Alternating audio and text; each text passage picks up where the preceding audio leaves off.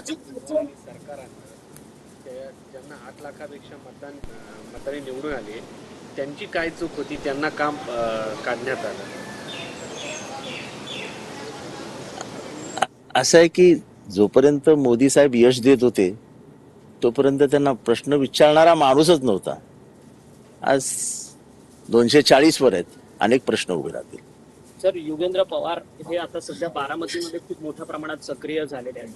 बारामती लोकसभा निवडणूक तर सुप्रिया सुळेंनी जिंकली, परंतु आता विधानसभेची गणितं ही पवारांकडनं आखली जातात का? युगेंद्र पवार हे आगामी विधानसभेचे उमेदवार असतील का तिथून तुमच्या पक्षाच्या?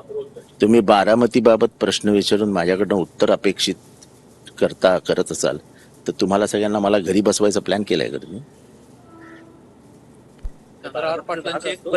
बारामती कुस्तीगार संघाचे अध्यक्ष होते युगेंद्र पवार, त्यांना आता अहो बाबा, ते पवारांचं घर आहे, त्या घराच्या दरवाजावर टकटक तरी कशाला करावं आपण?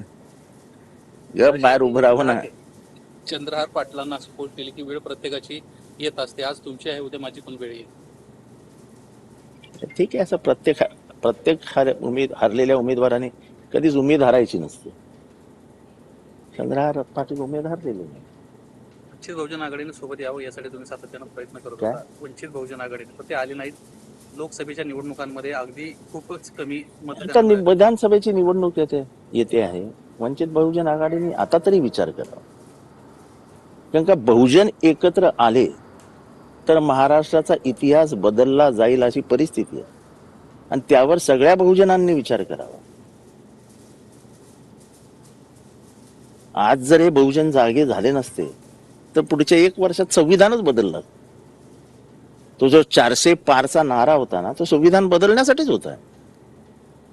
आणि बहुजनांनाच देशभरात अक्कल आली, अगदी उत्तर प्रदेशमध्ये सुद्धा आली, आणि त्यांनीच ठरवलं मागे खेचा 240 वर आणून ठेवून दिलं.